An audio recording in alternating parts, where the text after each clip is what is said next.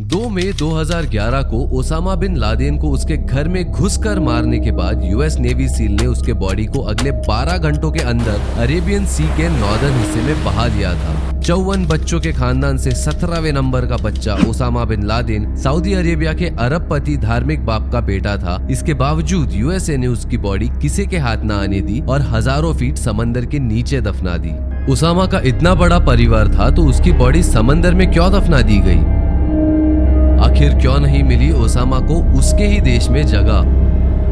कैसे बना ओसामा आतंकवादी? चलिए जानते हैं इन सब सवालों के जवाब हमारे आज के इस अनटोल्ड स्टोरीज वीडियो में। ओसामा बिन लादेन का जन्म 10 मार्च 1957 को सऊदी अरेबिया के जद्दा में यमनी कंस्ट्रक्शन कारोबारी मोहम्मद बिन लादेन के घर में हुआ था। मोहम्मद उस समय के सऊदी के किंग फैजल के करीबी दोस्त थे। उनका बिन लादेन ग्रुप मस्जिदों के रेनोवेशंस का काम कराता था। आपको बता दे कि ओसामा की फैमिली अमीर ही नहीं बल्कि बहुत ही ज्यादा धार्मिक भी थी। और जी हाँ, ओसामा भी अपने फैमिली की तरह बहुत ज्यादा धार्मिक था। ओसामा बिन लादेन ने शुरुआत की पढ़ाई के बाद जेद्दा में ही सिविल इंजीनियरिंग की पढ़ाई के लिए किंग अब्दुल अजीज यूनिवर्सिटी में एडमिशन ली थी। अपने कॉलेज के दिनों में ओसामा नाइट क्लब जाता था और सऊदी के कई रईस परिवारों के बच्चों से उसकी अच्छी खासी दोस्ती थी। ओसामा इंजीनियरिंग की पढ़ाई करके अपने फैमिली बिजनेस संभालने की तैयारी में लगा था, मगर लादेन के साथ कुछ ऐसा हुआ जिससे उसका आने वाला समय उसका पूरा जीवन बदल देने वाला था।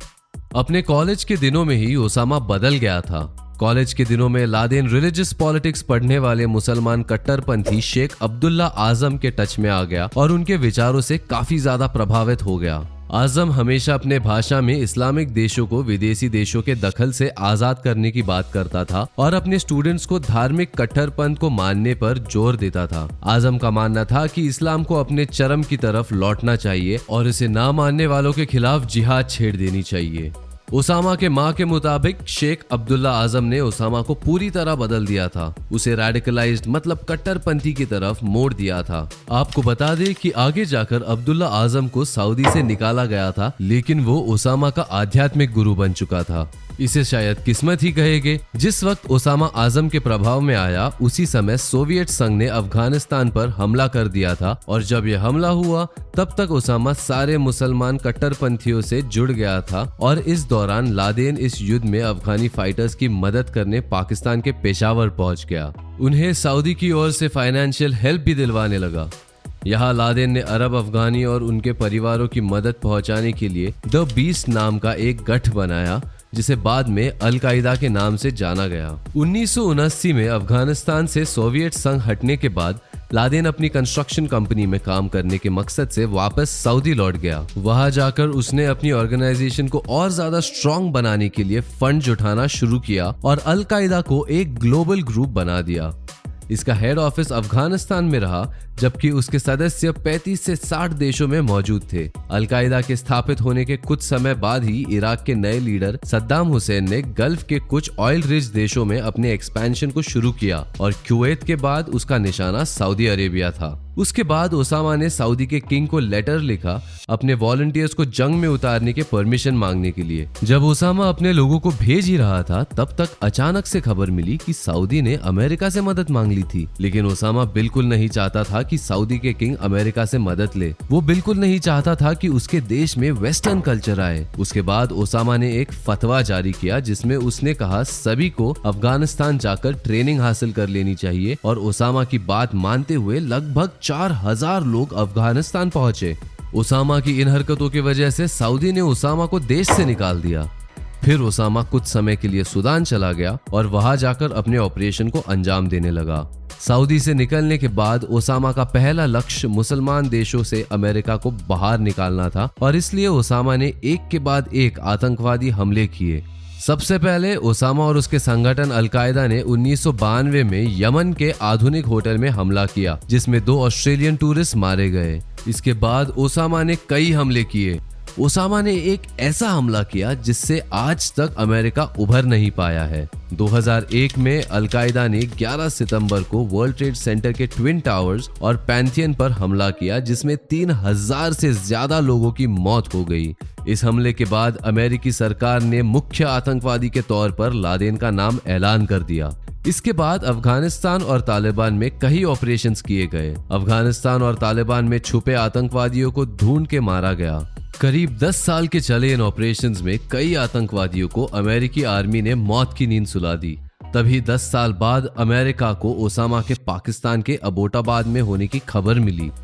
तभी अमेरिका ने इस आतंकवादी को खत्म करने के लिए ऑपरेशन नेपट्यून स्पीयर लॉन्च किया।